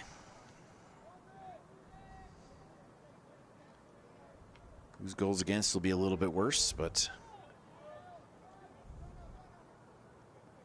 has played every minute for his team so far. Yeah, if we look at the goals scored today, especially the final two, he couldn't do much about it. A PK, it's you guess one way or the other, and the other one Josh had the whole Nez, no one tracked him back, so. Yeah, and Shaffey can jump. He's 6'2", so he's got a lot of vertical jumping, but anything barred down like that is almost impossible to get a hand in front of. And again, the first goal and the third goal were brilliantly passed and really well finished. And then the PK is the PK. So yeah, exactly. And that was off an idle hand, as you mentioned, when it occurred. Yeah, definitely hasn't gone Dino's way today, but will definitely be a lesson to learn for the boys and see how they adapt in BC next week. Well, they're undefeated on the road. I was telling the McEwen coach when I was doing a pre-game interview, I said, you guys were undefeated on the road last year. What was the key to it? And he said, oh, we were. I said, I had no idea. Yeah, so they were 5-0-2, but now that streak has been broken. So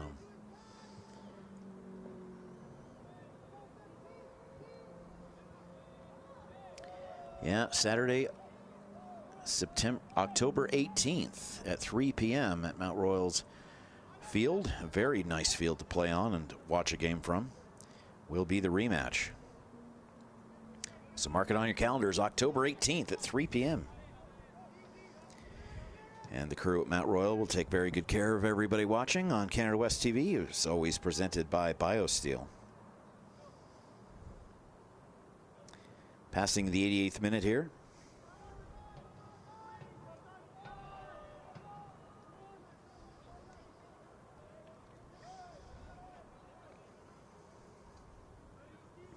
And the Mount Royal women's team much improved over last year as well, which just heats up the rivalry that much more. Yeah, they had good weekend. I believe they got 6 points last weekend, and they drew today, so they've been doing well in comparison to other years for sure. Having to play in that extremely tough Pacific division, but now everything is back to the borders that the men's are, based on Winnipeg leaving the women's league and dropping it from 16 down to 15 teams. 8 in BC and 7 in the Prairies.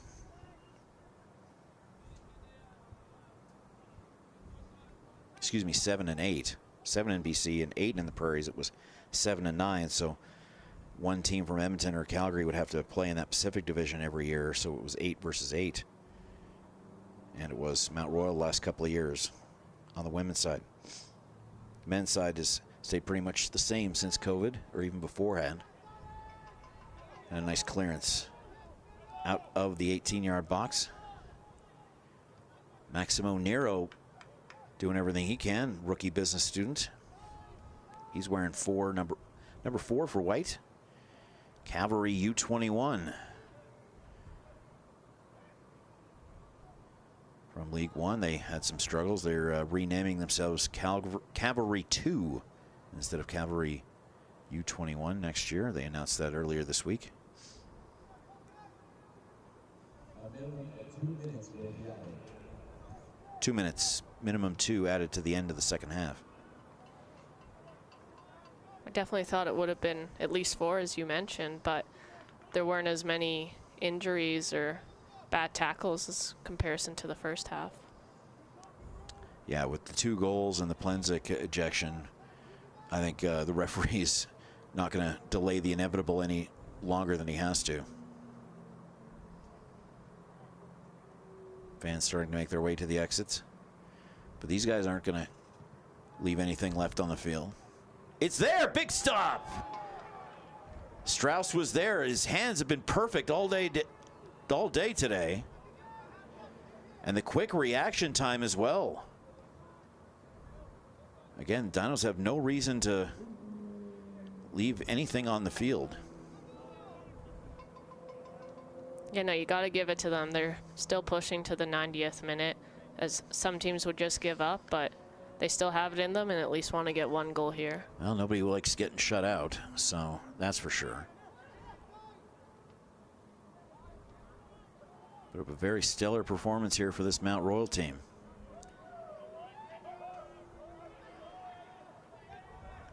Nice little 2-on-1. It's there and it's in. A bit of showmanship for the Cougars. Up a man. Dinos aren't happy. Shaffey just missing it off the edge of the post.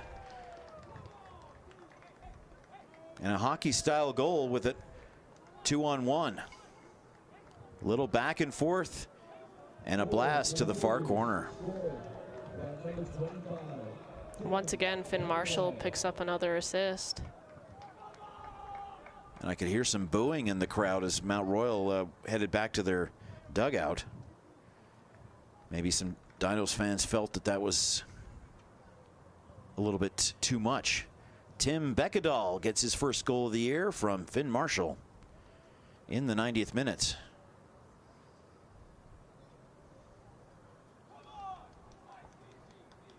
Beckedahl, second-year business student. And that's your ball game.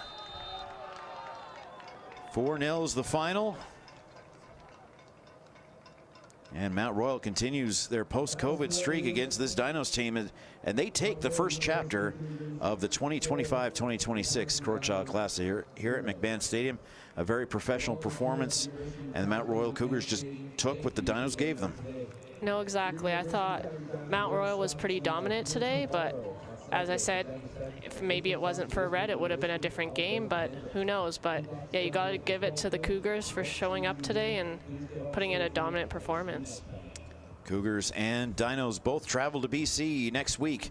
We hope you'll watch those games right here on Canada West TV, presented by BioSteel.